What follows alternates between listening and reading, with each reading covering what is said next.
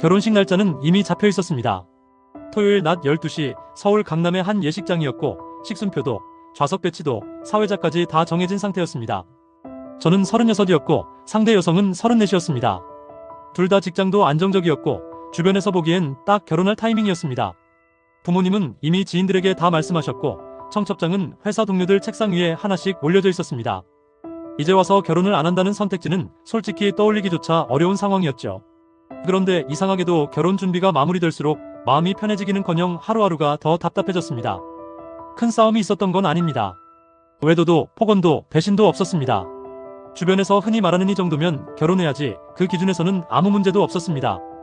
다만 매번 제 의견은 나중에 얘기하자로 넘어갔고 불편하다고 말하면 그 정도도 못 참아 라는 말이 돌아왔습니다. 처음엔 제가 예민한 줄 알았습니다. 결혼을 앞두면 원래 다들 불안해진다니까요. 저도 그렇게 스스로를 설득했습니다. 그런데 어느 날 퇴근하고 집에 돌아와 혼자 앉아있다가 문득 이런 생각이 들었습니다. 이 사람과 결혼하면 나는 앞으로도 계속 내 기분을 설명해야겠구나. 그 생각이 들자 가슴이 답답해졌고 숨이 한 번에 들어오지 않았습니다. 그날 이후로 결혼식 날짜를 떠올리면 설렘보다 먼저 도망치고 싶다는 생각이 들었습니다. 그리고 그때가 결혼식 한 달 전이었습니다. 겉으로 보기엔 이 결혼에 문제될 건 없어 보였습니다.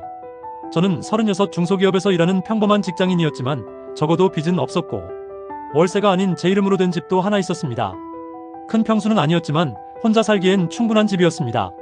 상대는 저보다 2살 어렸고 안정적인 직장에서 오래 근무하고 있었습니다. 주변에서는 서로 나이도 잘 맞고 이제는 결혼할 때도 됐다는 말을 자주 했습니다. 양가 부모님도 안심한 분위기였습니다. 집안 문제도 없었고 서로 성격이 나쁘다는 얘기를 들은 적도 없었습니다.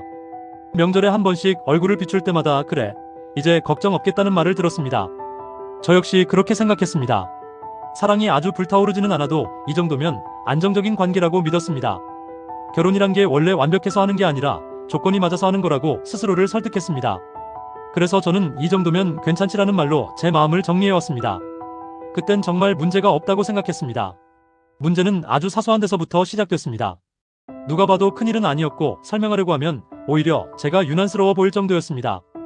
예를 들면 결혼 준비와 관련된 얘기를 할 때 제 의견은 늘 참고 사항 정도였습니다. 날짜, 예식장, 신혼여행 같은 결정은 이미 정해진 상태에서 괜찮지? 라는 질문이 따라왔습니다. 싫다는 뜻은 아니었습니다. 다만 조금 망설이거나 다른 생각을 말하면 대화는 길어지지 않았습니다. 그건 나중에 생각해도 되잖아. 그 정도는 다들 그렇게 해. 그 말들이 반복됐습니다. 말투도 그랬습니다.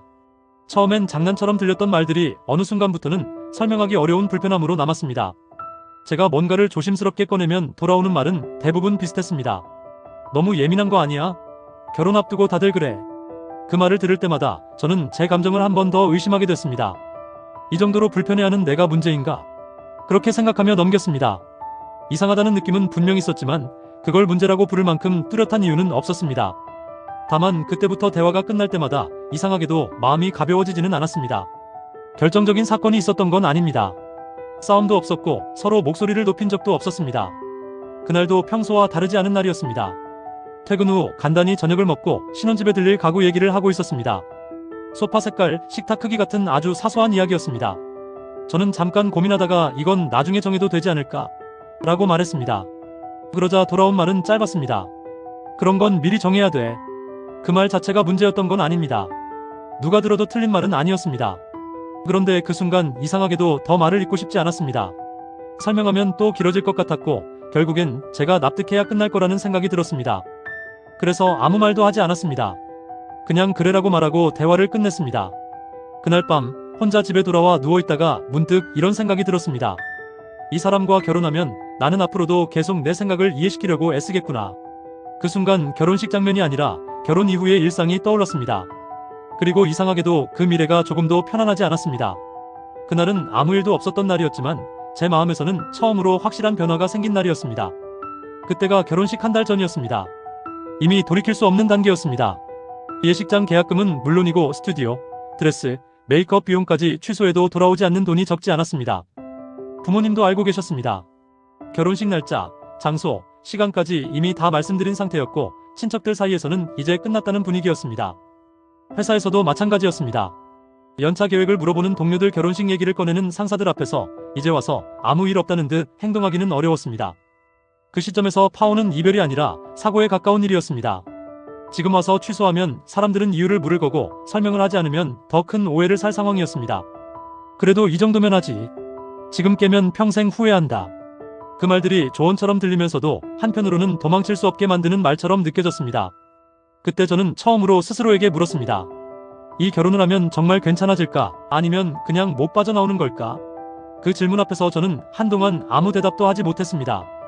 파혼을 말하던 날도 특별한 날은 아니었습니다. 약속해둔 카페에서 평소처럼 마주 앉아 있었습니다. 저는 미리 준비한 말을 꺼내지 못하고 한참을 커피만 저었습니다. 무슨 말을 먼저 해야 할지 쉽게 정해지지 않았습니다. 결국 짧게 말했습니다. 결혼을 다시 생각해보고 싶다고. 상대는 바로 화를 내지도 않았고 크게 놀라는 표정도 아니었습니다. 잠시 저를 바라보다가 조용히 한숨을 쉬었습니다. 지금 이 시점에서 그 말이 나올 줄은 몰랐다는 말만 남겼습니다. 그 뒤로는 제가 무슨 말을 했는지 잘 기억나지 않습니다. 설명하려고 할수록 말은 자꾸 엉켰고 대화는 길어지지 않았습니다. 오히려 말보다 침묵이 더 많았습니다. 서로 컵만 만지작거리며 시간을 보냈습니다. 집에 돌아오는 길거리 풍경은 평소와 다르지 않았는데 이상하게 소리가 잘 들리지 않았습니다. 집에 도착해서도 불을 켜지 않고 한참을 그대로 앉아 있었습니다. 후회인지 안도인지 구분하기 어려운 감정이 천천히 지나갔습니다. 그날은 울지도 않았고 누구에게도 연락하지 않았습니다. 그저 이제는 되돌릴 수 없다는 사실만 분명하게 느껴졌습니다. 파혼하고 나서 모든 게 바로 좋아진 건 아니었습니다. 솔직히 말하면 손해를 많이 봤습니다.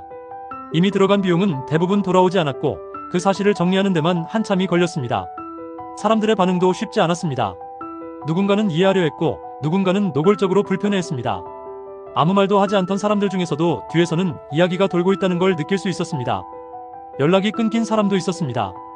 굳이 설명하지 않아도 될 관계들은 자연스럽게 정리됐습니다. 그런데 이상한 변화가 있었습니다. 상황은 여전히 복잡했는데 몸이 먼저 반응했습니다. 잠을 오랜만에 깊게 잤습니다. 중간에 깨지 않고 아침까지 이어지는 잠이었습니다. 숨도 달라졌습니다. 가만히 앉아있어도 가슴이 덜 답답했고 괜히 깊게 숨을 쉬게 됐습니다. 거울을 보니 표정도 조금 달라져 있었습니다.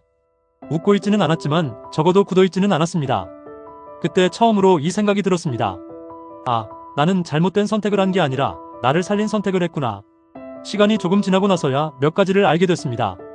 결혼은 사랑이 계속 이어지는 형태가 아니라 전혀 다른 생활이 시작되는 거라는 걸요. 그때 저는 결혼을 하면 지금의 불안이 사라질 거라고 막연하게 믿고 있었습니다. 그게 착각이었다는 것도 나중에야 알았습니다. 불안은 상황이 바뀐다고 없어지는 게 아니라 그대로 따라온다는 걸 몸으로 느꼈습니다.